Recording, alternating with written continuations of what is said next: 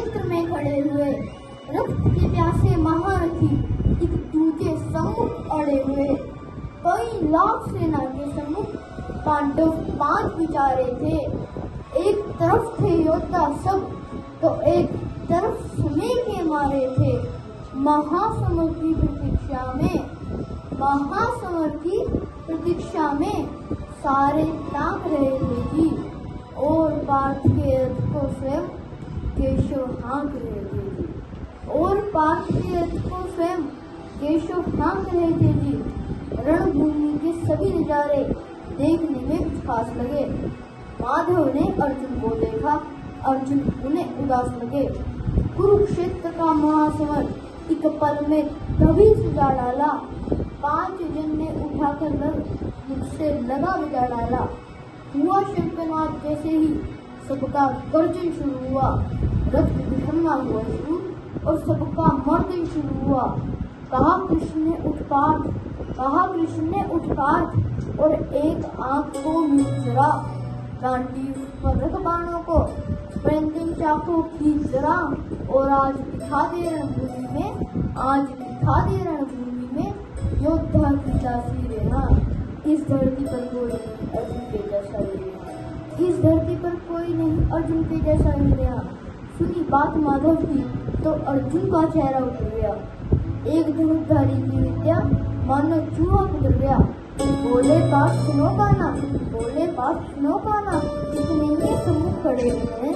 इन्हीं से सीख कर हम सारे भाई बड़े हुए हैं। इधर खड़े बाबा कृष्ण ने हमको बोध खिलाया है। गुरु ध्रुव ने धनुष बाण का सारा ज्ञान सिखाया है।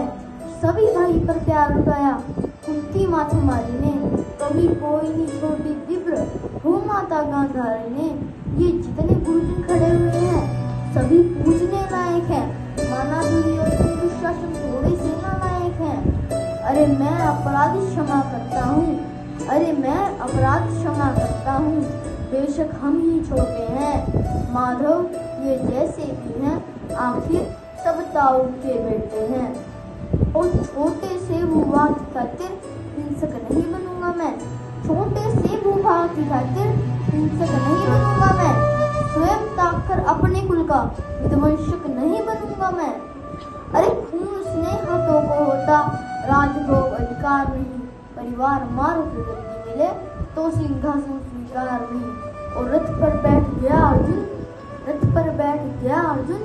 मुंह माधव से मोड़ लिया। आंखों में आंसू भरकर गांडीव हाथ से धनुष छूटा। माधव भी कुछ अपलाए थे। शिष्य पाठ पर गर्व हुआ, मन ही मन मुस्काए थे। मन में सोच लिया अर्जुन की बुद्धि न सोने दूंगा। समर भूमि में पार्थ को कमजोर नहीं पड़ने दूंगा। धर्म बचाने की खातिर एक नव अध्याय शुरू हुआ। उसके बाद जगत गुरु का गीता ज्ञान शुरू हुआ। एक नजर में रणभूमि के कड़कन दौड़ गए माधव। टकटकी बांध कर देखा अर्जुन एक तो बोल गए माधव। ये पाठ मुझे पहले बुला दे, मैं संवाद नहीं करता। तुम सारे भाइयों की खातिर कोई बात नहीं करता। पांचाली के तल पर लिपटी साड़ी खींच रहे थे वो। दोषी वो भी उतने ही थे, जबड़ा खींच रहे थे जो। घर की इज्जत तड़प रही, कोई तो टुक नहीं बोले। पुत्र को नगन देकर उनका पुत्र नहीं बोले। ये बात बड़ी बेशर्मी है, तुम कायर बन के बैठे हो। संबंध उनसे निभा रहे जो लोग यहाँ धर्मी हैं। अरे हे पांडु के पुत्र, धर्म का कैसा कर्ज उतारा है। शोले होने के आंखों में पर बहती जलधारा है। और गांडीव उठाने में पार्थ जितनी भी देर यहाँ होगी, इंद्रप्रस्थ के राजभवन में उतनी अंधेर वहाँ होगी। इंद्रप्रस्थ के राजभवन में अधर्म धर्म की गहराई में खुद को नाप रहा अर्जुन। अतुल धार के और थर काँप रहा अर्जुन। माधव मुझे पहले बता दो, नाशक कैसे बन जाऊं? रथ सिंहासन लाशों पर मैं शासक कैसे बन जाऊं? कैसे उठेंगे करूं पर जो कर पर अधर लगाते हैं। करने को बालकाल में सबके पैर दबाए हैं, इन्हीं करों को पकड़ के हाँ पिता महल मुस्काए हैं। अपने बाणों की नोक को तो इनकी ओर करूंगा मैं, केशव मुझको मिट्टी दे दो उससे पूर्व मरूंगा मैं। केशव मुझको मिट्टी दे दो उससे पूर्व मरूंगा मैं। पार युद्ध के मुझे न कुछ भी पास दिखाई देता है, माधव इस रणभूमि में बस नाश दिखाई देता है। बात बहुत भावुक थी, किंतु जगत गुरु मुस्काते थे और ज्ञान के गंगा नेत्र चक्रधारी बरसाते थे।